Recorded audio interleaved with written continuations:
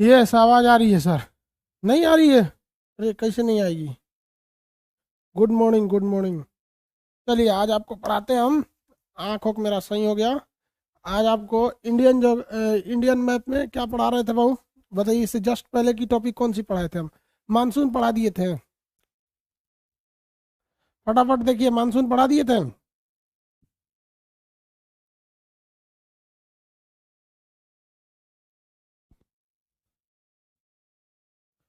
Monsoon पढ़ा दिए थे ना आप लोग को? यस नो कुछ बोलोगे लोग यार। Yes sir. अब आप अपने मटेरियल में देखिए कि पठार कहाँ लिखा हुआ है। अब मानसून के बाद आपको पठार पढ़ाएंगे, उसके बाद पर्वत वगैरह। पठार देखिए, पठार प्लेट्यू। प्लेट्यू कहाँ है देखिए।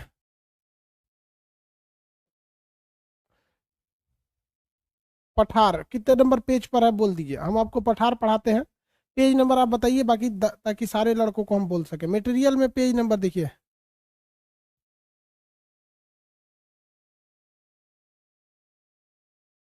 अच्छा, दर्रा भी पढ़ा दिए, हाँ गुड। आप पठार बोलिए कितने नंबर पेज पर है प्लेट्यू। आज आपको प्लेट्यू पढ़ाएंगे, बहुत इंपॉर्टेंट चैप्टर होता है प्लेट्यू। पेज नंबर 68 पर है। पेज नंबर 68 पर खोलिए, देखिए आपको पठार लिखा होगा। पेज नंबर 68 पर पठार होगा। पेज नंबर 68 पठार।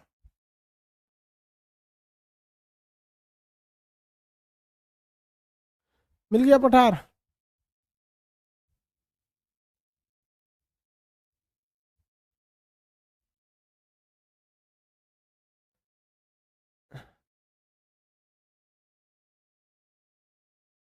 चलो भैया देखो, विस्तार वगैरह हम आपको अभी आगे पढ़ाएंगे। रिलेटिव वगैरह वो सब चीज भरने वाला चीज है, वो भरवा देंगे, 2 मिनट में भर दिया जाता है उसको। पठार जो है, भारत में दो तरह का पठार है। पठार किसे कहा जाता है? जो जमीन से कम 1,000 मीटर से अधिक ऊंचा हो, उसे ही को हम पठार कहेंगे। जैसे कोई जमीन है, अगर ये ऐसे हम एक लाइन खींच देते हैं,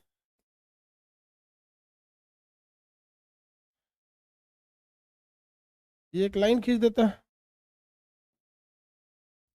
और यहाँ से हम पठार बनाना चालू करते हैं, तो वो जमीन से कम कितना ऊपर होना चाहिए? 1,000 मीटर ऊपर होना चाहिए। अब ये जो लाइनिंग हमने खींची है, ये 1,000 मीटर की है। 1,000 मीटर की। तो आप कहेंगे कि ये वाला पठार है, तो नहीं। देखिए, इसकी दो शर्तें होती है। एक, 1,000 मीटर से ज्यादा ऊंचा होना चाहिए और ऊपरी भाग सपाट होना चाहिए। तो ये है हमारा पठार, यानी प्लेट्यू है पठार। ठीक है। और ये क्या है? पर्वत है। पर्वत है। और अगर 1,000 मीटर से नीचे रह गया तो ये क्या है? मैदान है। ठीक है। और अगर 1,000 मीटर से नीचे ही अगर ऐसे कोना बना दिया तो पहाड़ है। पहाड़। अगर 1,000 मीटर से नीचे कोना बनाया तो पहाड़। और 1,000 मीटर से ऊपर कोना बनाया तो पर्वत। 1,000 मीटर से नीचे अगर बराबर हो गया तो मैदान। और इसके ऊपर हो गया तो आपका क्या हो जाता है भैया? पठार। क्या हो जाता है? पठार। किसी को कोई दिक्कत नहीं। तो ये 1,000 मीटर से ज्यादा ऊंचा होना चाहिए पठार। पठार जो होते हैं वो हमेशा हाइट पर पाए जाते हैं, जिस वजह से यहाँ खेती उतनी अच्छी नहीं होती है, क्योंकि वाटर लेवल थोड़ा सा नीचे रहता है। तो खेती के लिए उतने अच्छे नहीं माने जाते हैं। लेकिन इनके अंदर जो पाए जाता है, मिनरल्स पाए जाते हैं, इनमें खुदाई कीजिएगा तो लोहा, तांबा, सोना, कोयला, ये सब मिलने की संभावना ज्यादा होती है।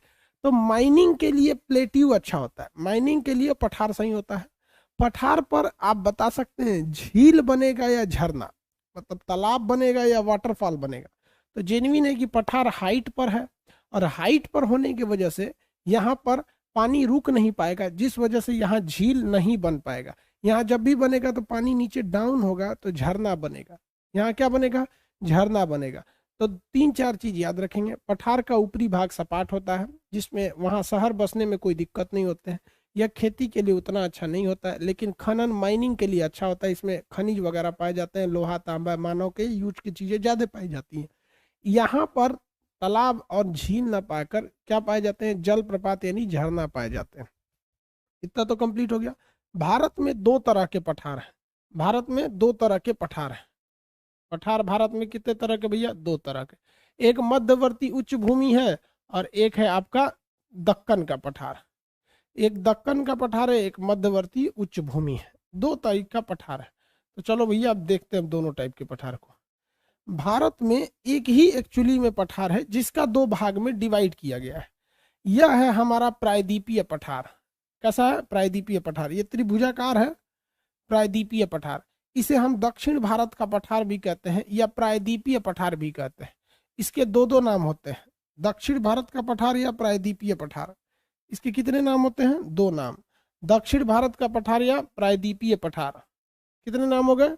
दो नाम, दक्षिण भारत का पठार या प्रायद्वीपीय पठार।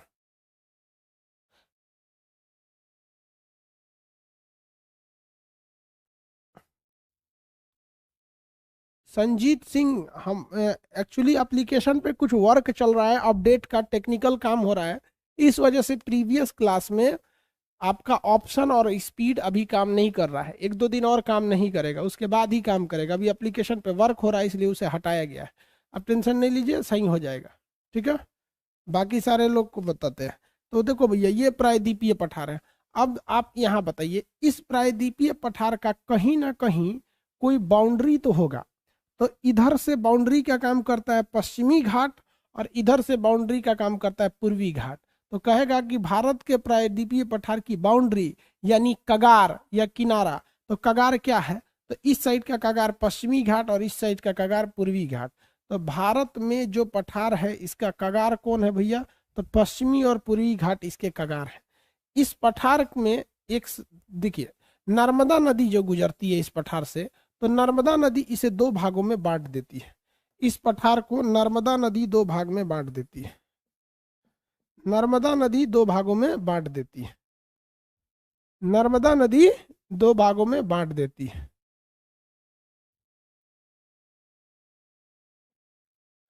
कितने भाग में बांट दी? दो भाग में। अब नीचे का एरिया कहलाता है दक्कन का पठार।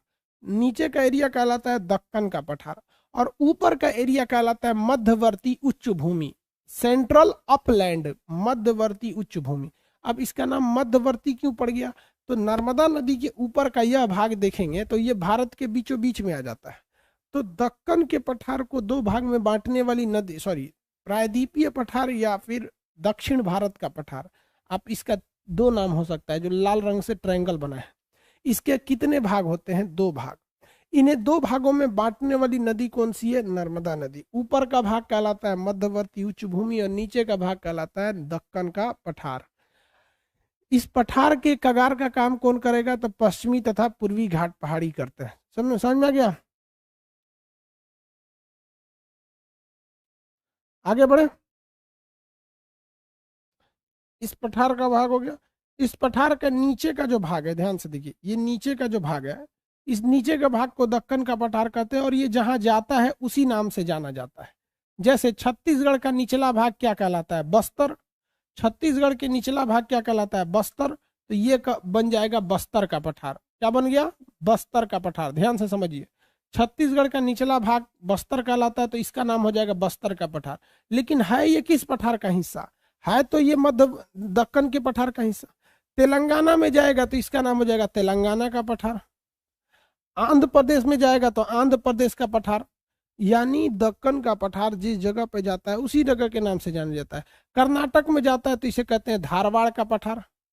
कर्नाटक में जाएगा तो क्या कहेंगे भैया? धारवाड़ का पठार। कर्नाटक में क्या कहलाएगा? धारवाड़ का पठार कहलाएगा, क्योंकि कर्नाटक का पुराना नाम क्या था? धारवाड़ का पठार। महाराष्ट्र के पिछले भाग में जाएगा तो क्या कहलाएगा? विदर्भ का पठार। विदर्भ का पठार, क्योंकि महाराष्ट्र का पूर्वी विभाग क्या कहलाता है? विदर्भ। तो आप देखिए कि भारत में एक ही पठार है लेकिन उसका अलग अलग नामकरण किया जा रहा है। जैसे हमारा शरीर एक ही है, ये हाथ कहलाता है, छाती कहलाएगा, गर्दन कहलाएगा, माथा कहलाएगा, पंजा कहलाएगा, अलग अलग नाम से इसे जाना जाता है। समझ में आ गया कि नहीं आ गया? किसी को दिक्कत?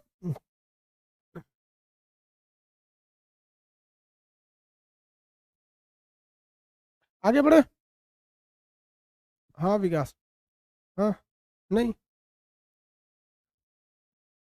हॉस्पिटल लेके चलेगा।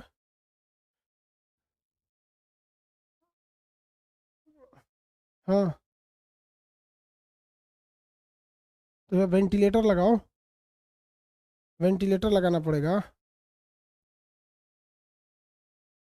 हाँ हाँ हाँ, कोई दिक्कत नहीं। नहीं नहीं नहीं, कोई बात नहीं है, मतलब वेंटिलेटर नहीं।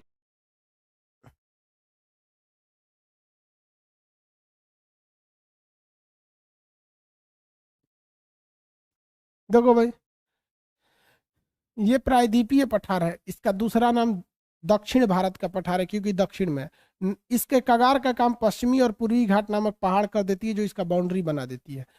इस प्रायद्वीपीय पठार को नर्मदा नदी दो भाग में बांटती है। नीचे का भाग दक्कन का पठार, ऊपर का भाग मध्यवर्ती उच्च भूमि। दक्कन का पठार जिस जगह जाएगा वो उसी नाम से जाना जाता है। जैसे महाराष्ट्र में जाएगा तो विदर्भ का पठार, छत्तीसगढ़ में जाएगा तो बस्तर का पठार, तेलंगाना में तो तेलंगाना का पठार, आंध्र प्रदेश में तो आंध्र प्रदेश का पठार, कर्नाटक में जाएगा तो कर्नाटक का ज्योग्राफिकल नेम आपको पता है धारवाड़ का पठार, तो ये यहाँ धारवाड़ का पठार कहला जाएगा यहाँ पे। और जहाँ जो जगह बच जाएंगे, जैसे यहाँ देखिए ना, कुछ जगह यहाँ महाराष्ट्र का इधर वाला जगह बच गया तो आप उसको चुपचाप दक्कन का पठार बोल देंगे। जो बच जाएगा इसमें, ये नीचे वाले भाग में दक्कन के पठार का वो एरिया जो थोड़ा थोड़ा बच जाएगा उसे हम लोग क्या कह देंगे भैया, दक्कन का पठार। कौन सा पठार? दक्कन का पठार। तो आपको दक्कन का पठार समझ में आया। अभी हम मध्यवर्ती उच्च भूमि पे चलेंगे, फिर आगे भी बढ़ेंगे। अब आप बताइए कि भारत का जो पठार है वो एक ही पठार है जिसका नाम है प्रायद्वीपीय पठार, जिसका सबसे बड़ा टुकड़ा जो है वो दक्कन का पठार है। प्रायद्वीपीय पठार के दो टुकड़े, एक ऊपर वाला टुकड़ा, एक नीचे वाला टुकड़ा। इन टुकड़ों में सबसे बड़ा टुकड़ा कौन सा है? दक्कन का पठार। कौन सा पठार? दक्कन का पठार। और दक्कन के पठार के कई भाग हैं। आप बताइए कि दक्कन के पठार में सबसे ज्यादा मिनरल्स यानी खनिज यानी मानव के लिए उपयोगी चीजें सबसे ज्यादा और सबसे महंगी वाली, मतलब जितना ज्यादा महंगा रहेगा उतना ज्यादा उपयोगी होगा, तो सबसे ज्यादा खनिज किस पठार में मिलेगा? दक्कन के पठार के किस खनिज में सबसे ज्यादा मिलेगा?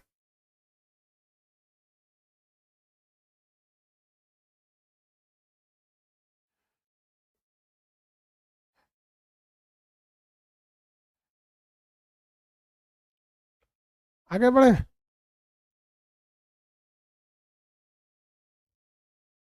आप बताइए कौन सा मिलेगा? तमिलनाडु वाला नहीं, धारवाड़ का पठार मिलेगा।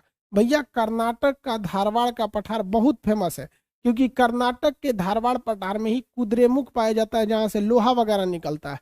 कर्नाटक के धारवाड़ के पठार में ही आपका कोलार की सोने की खदान है जहां से सोना निकलता है। तो ये सब चीजें ज्यादा खनिज पाया जाता है। कहाँ पर? धारवाड़ के पठार में। धारवाड़ के पठार में आप में से कितने लोग बता सकते हैं कि किस पठार का दूसरा नाम दंडकारण्य पठार है? किस पठार का दूसरा नाम दंडकारण्य पठार है? किस पठार का दूसरा नाम दंडकारण्य पठार है?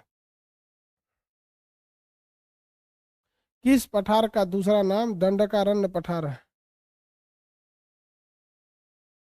बस्तर के पठार को। भैया बस्तर के पठार का ही दूसरा नाम दंडकारण्य पठार है। दंडकारण्य पठार है।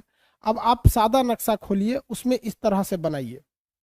उसमें इस तरह से आप फिगर ड्रॉ करेंगे। हम आपको सादा नक्शा बोले थे प्रिंट करा के रखने के लिए, उसमें इस तरह से इसको ड्रॉ कीजिए। ठीक है, ड्रॉ नहीं कर पाएंगे तो एक बार वीडियो रोक के ड्रॉ करेंगे। हम दोबारा आपको दूसरा फिगर बनाते हैं, दूसरा जिसमें हम मध्यवर्ती उच्च भूमि की चर्चा करेंगे।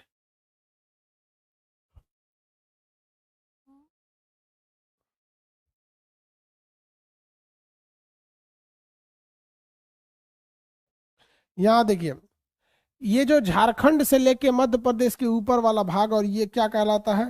तो ये हमारा कहलाता है दक्कन का प्रायद्वीपीय पठार। इस प्रायद्वीपीय पठार को कौन सी नदी अलग करती है? तो भैया ये नर्मदा नदी अलग कर देती है। तो थोड़ा सा मध्य प्रदेश का ऊपरी भाग से गुजरेगा, ये थोड़ा छोटा हो गया, मध्य प्रदेश के ऊपरी भाग से एकदम गुजरेगा।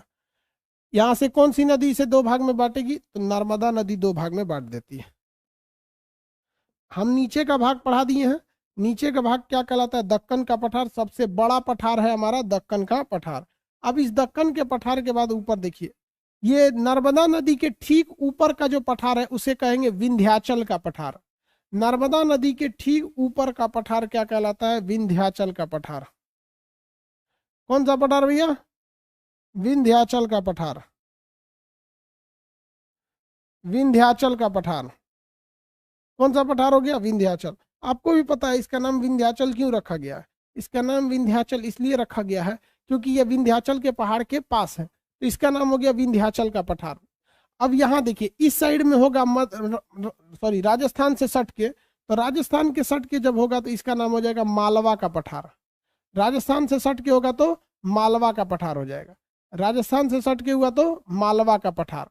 और झारखंड से सट के हुआ तो बघेलखंड का पठार। देखिए ध्यान से, नर्मदा नदी के ठीक ऊपर, मेरी ओर ध्यान से समझिए, इसको समझना जरूरी है वरना बनाने में दिक्कत हो जाएगा। चलिए ध्यान से देखिए,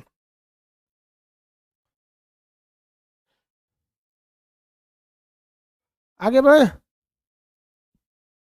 पीडीएफ ब्लैक कैसे हो गया? देखो, ये नर्मदा नदी के ठीक ऊपर जाएगा तो विंध्याचल का पठार, इसके इस कोना पे जाएगा तो मालवा का पठार, और उस कोना पे जाएगा तो ये छत्तीसगढ़ से सट के हो जाएगा तो बघेलखंड का पठार, और ठीक ऊपर वाला हो जाएगा बुंदेलखंड का पठार। बुंदेलखंड का पठार मध्य प्रदेश और थोड़ा सा यूपी में भी चला आता है। आप ये बुंदेलखंड वो मूवी देखे ना, कौन सी मूवी है, पद्मावती नहीं, पद्मावती नहीं, बाजीराव। तो बाजीराव में जो मस्तानी रहती है वो कहाँ की रहती है? बुंदेलखंड की।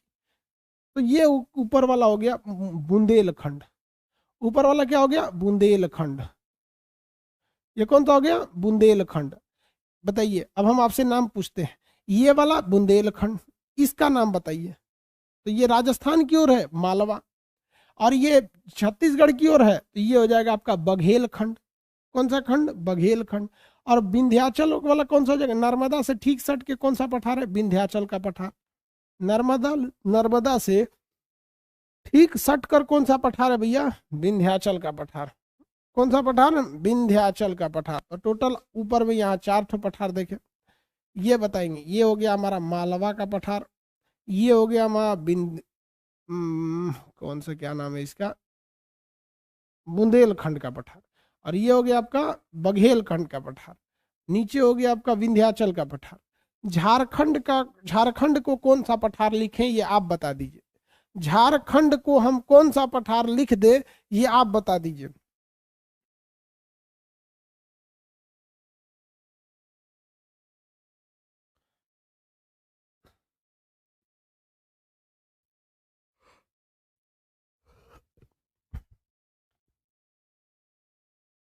छोटा नागपुर, वेरी गुड। आप बताते हैं तो हम लिख देते हैं। झारखंड को हम क्या लिख देते हैं? छोटा नागपुर का पठार। झारखंड को हम क्या लिख देते हैं? छोटा नागपुर का पठार। झारखंड को छोटा नागपुर का पठार। आप बताइए, छोटा नागपुर का पठार खनिज के लिए ज्यादा प्रसिद्ध है या फिर कोयला के लिए? छोटा नागपुर का पठार खनिज के लिए ज्यादा प्रसिद्ध है या कोयला के लिए?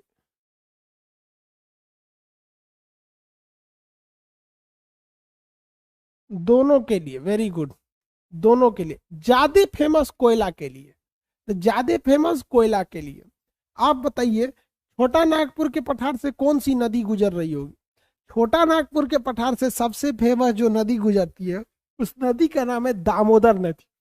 उस नदी का नाम है दामोदर नदी। इसलिए छोटा नागपुर के पठार को दामोदर घाटी का पठार भी कहते हैं। क्या कहते हैं? दामोदर घाटी का पठार कहते हैं। कौन सा पठार? दामोदर घाटी का पठार। किसी कोई दिक्कत? छोटा नागपुर के पठार को क्या कहेंगे? दामोदर घाटी का पठार। तो इसे हम छोटा नागपुर का पठार कहें या दामोदर घाटी का पठार कहें, ये कोयला और खनिज दोनों के लिए प्रसिद्ध है, लेकिन इसमें कोयला ज्यादा पाया जाता है। हालांकि आगे हम इसे पढ़ाए थे कि आपको इसे कई भाग में बांटते हैं, जिसमें कोडरमा का पठार, हजारीबाग का पठार और रांची का पठार जो इसके अंदर में आता है। बंगाल का भी कुछ भाग जो रानीगंज, आसनसोल, दुर्गापुर, चितरंजन के आसपास का एरिया था वो भी इसी पठार का हिस्सा आता है। एक्चुअली में ये पठार जो है ये बहुत बड़ा पठार था, पूरा यहां तक था। मेघालय भी इसी से जुड़ा हुआ था। मेघालय क्या था? इसी से जुड़ा हुआ था। मेघालय का जो पठार है वो इसी से जुड़ा हुआ था। मेघालय का पठार छोटा नागपुर के पठार से जुड़ा हुआ था। लेकिन कई लाख साल पहले यहां पर हल्का सा दबाव हुआ। हल्का सा क्या हो गया? दबाव हो गया। हल्का सा क्या हुआ भैया? दबाव हुआ, और ये एरिया बीच में से ऐसे धंस गया। ये एरिया बीच से ऐसे धंस गया। क्या हो गया? धंस गया। तो आप बताइए, धंसा हुआ एरिया तो मैदान कहलाता है। नहीं समझे? दोबारा समझिए। यहाँ पर जैसे यहाँ पर हम कहाँ गया भाई, ये यही पढ़ा रहे ना। जैसे ये पठार है, पठार हमेशा 1000 मीटर से ऊपर होना चाहिए।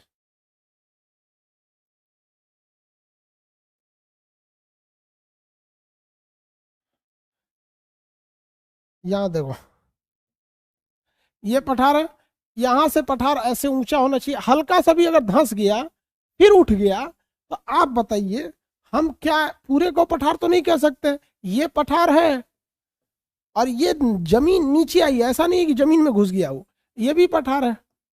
लेकिन इसे हम क्या कहेंगे, मैदान कहेंगे। इसे हम क्या कहेंगे, मैदान कहेंगे। तो वहां की जमीन थोड़ी सी नीचे है, ऐसा नहीं कि पानी अंदर घुस गया, थोड़ी सी वहां की जमीन नीचे है।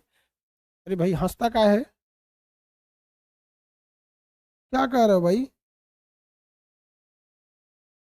कौन प्रणाम कर रहा है? हाँ ठीक है, मालदा गए, हंस नहीं रहा है, प्रणाम कर रहा था ऐसे ऐसे, हमको लगा हंस रहा है।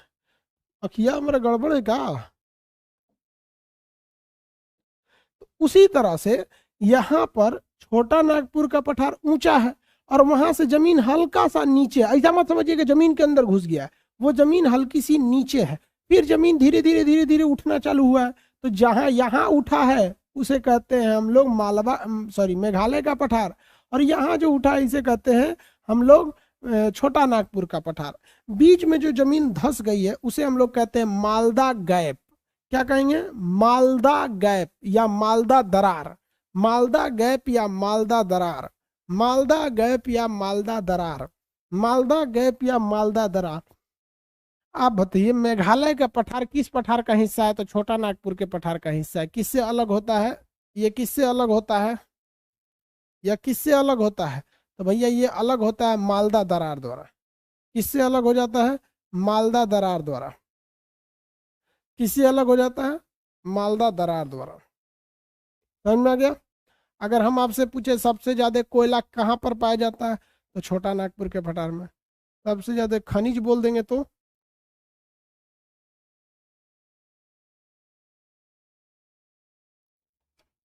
सबसे ज्यादा खनिज बोल देंगे तो सबसे ज्यादा खनिज धारवाड़ के पठार में।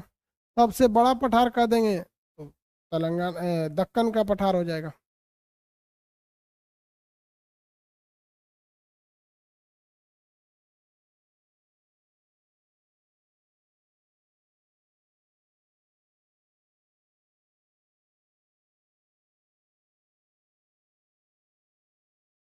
हो गया?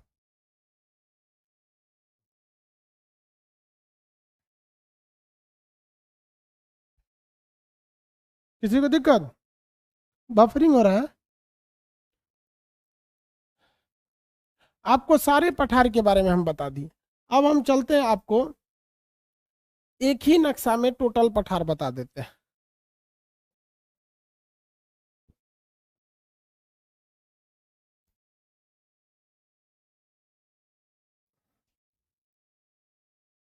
एक ही नक्शा में हम आपको टोटल पठार बना देते हैं।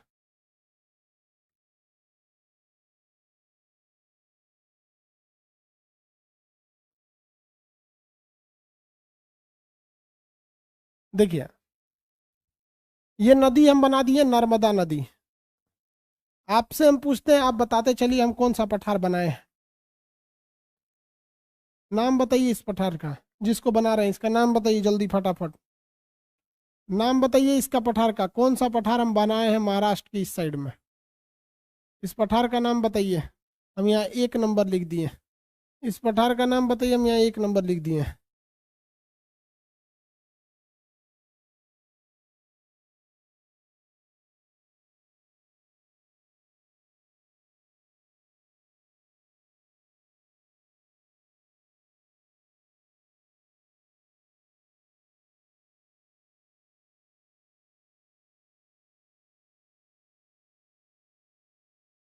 जल्दी बताइए।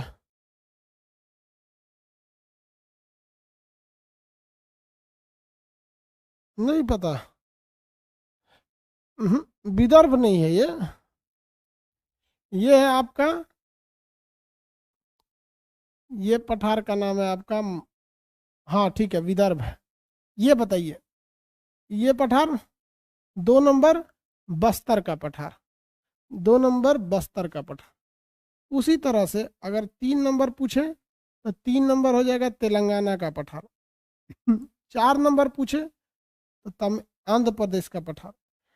ऐसे 5 नंबर पूछ दिए कर्नाटक में तो 5 नंबर हो जाता है आपका धारवाड़ का पठार। ये नर्मदा नदी से सट के ये कौन सा हो गया? 6 नंबर ये हो गया विंध्याचल का पठार। और ये 7 नंबर इस साइड में है तो मालवा का पठार। और अगर वही छत्तीसगढ़ साइड में होता है इस साइड में तो इसे हम लोग कहते हैं 8 नंबर बघेलखंड। और ये ऊपर होता है इस तरह से तो ये हो जाता है बुंदेलखंड, ऊपर हो जाता तो बुंदेलखंड। और ये हो गया आपका 10 नंबर आपका छोटा नागपुर। 10 नंबर क्या हो गया? छोटा नागपुर। 10 नंबर जो है वो छोटा नागपुर का पठार।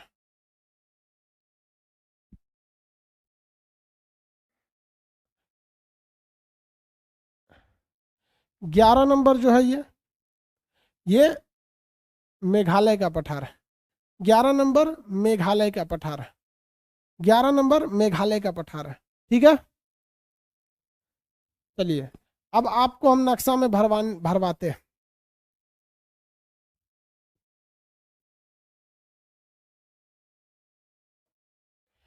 आपके मटेरियल में दक्षिण भारत का पठार होगा। दक्षिण भारत का पठार, दक्षिण भारत का पठार। इसका दूसरा नाम क्या है? प्रायद्वीपीय पठार। प्रायद्वीपीय पठार। ठीक है, इसे कौन सी नदी बांटती है? किसी को आइडिया बता सकते हैं कौन सी नदी बांटेगी? तो यहां हम ब्रैकेट में लिख देते हैं नर्मदा नदी। कौन सी नदी भैया? नर्मदा नदी।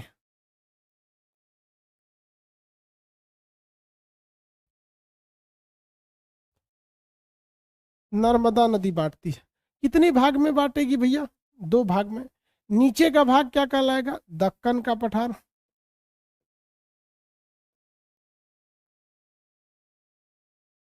और ऊपर का भाग क्या कहलाता है? मध्यवर्ती उच्च भूमि। उच्च भूमि। आप बताओ बाबू, अब फटाफट बताओ। दक्कन का पठार जो है, इस दक्कन के पठार को अलग अलग नाम से बताइए। महाराष्ट्र में जाएगा तो विदर्भ का पठार, छत्तीसगढ़ में जाएगा तो बस्तर का पठार, और तेलंगाना में जाएगा तेलंगाना का पठार। उसके बाद जाएंगे तो आपका हो जाएगा धारवाड़ का पठार। धारवाड़ का पठार। ऐसे ही जहां जाते जाइएगा उस नाम से लिख दीजिएगा।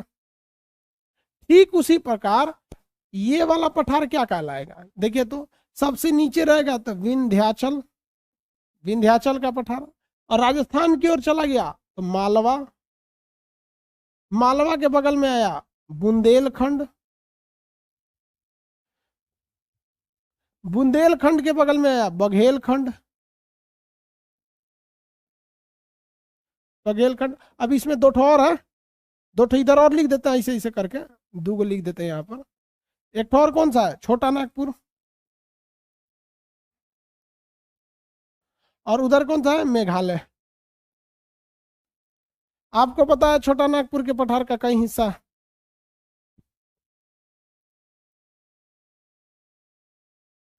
ये आपके मटेरियल में है, आप इसे भरेंगे। आप इसे क्या कर लेंगे? भर लेंगे। आप इसे क्या कर लेंगे? भर लेंगे। भर लेंगे ना। चलिए उसके नीचे हाथ बनाया होगा, आप हाथ जहां बनाए हैं वहां लिखिए। जहां हाथ बनाया होगा उसमें लिखिए, कुछ टॉपिक लिखिए। जहां हाथ बनाया है वहां कुछ लिखिए। वही लिखिए।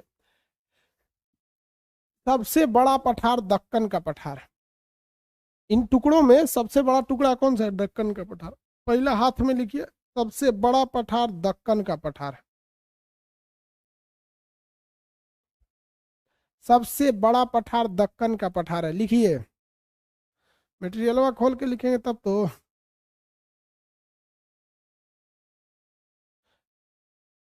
कबो कबो बफरिंग कर रहा है।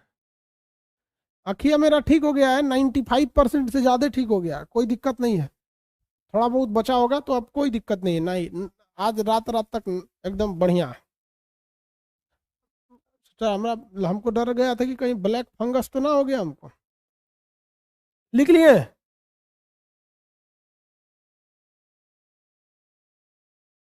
सर जी मत भरवाया कीजिए, समझदार होगा तो भर लेगा।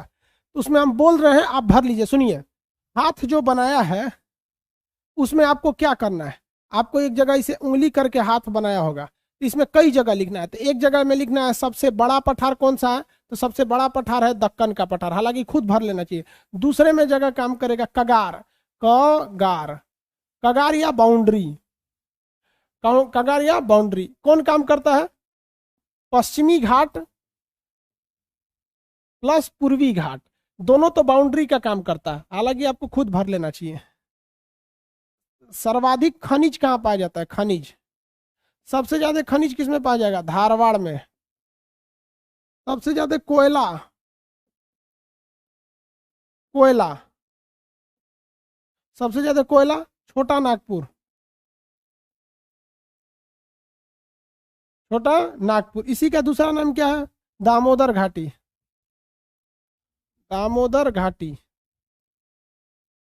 दामोदर घाटी। सबसे ऊंचा पठार लद्दाख का पठार, सबसे ऊंचा पठार लद्दाख का पठार। ये अलग से लिखना पड़ेगा, ये आपने नहीं लिखा था।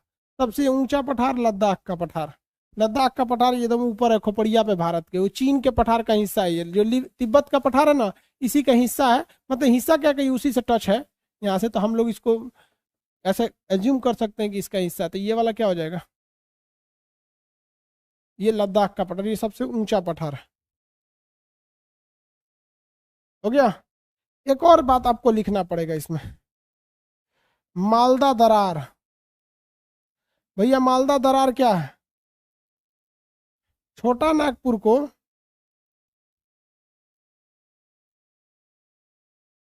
किससे अलग करता है? मेघालय के पठार से।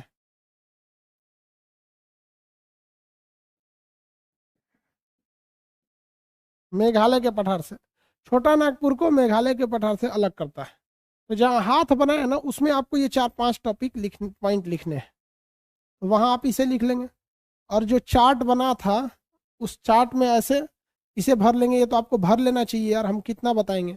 उसके बाद से सादा नक्शा लेंगे, सादा नक्शा में आपको एक ही में सारा पठार भर देना है, ऐसे नंबरिंग कर करके भर देना है, या जैसे भी भर देना है। आपका पता रहना चाहिए कि हमने क्या भरा है। पठार समझ में आ गया? किसी कोई दिक्कत नहीं है? पठार में सबसे ऊंचा पठार पवन Maurya ji sir, speed and quality का ऑप्शन, ये आपका ऑप्शन था, अभी जस्ट हटा है 2-3 दिन से, क्योंकि एप्लीकेशन पे वर्क हो रहा है, वर्क खत्म हो जाएगा फिर से दे दिया जाएगा। अरे चीन का हम नाम कब लिए हैं यार, हम तो तिब्बत का नाम लिए हैं यार। तुम लोग भी गजब काम करता है लोग। हमने चीन का नाम तिब्बत का पठार का है, तिब्बत का पठार, चीन का पठार नहीं, तिब्बत का पठार। आजकल नाम से बड़ा लोगों को वो हो रहा है।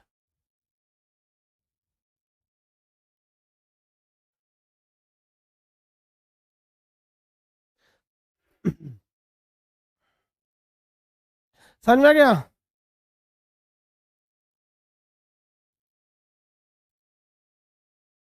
चलिए आज के लिए इतना ही, आगे का क्लास कल करेंगे।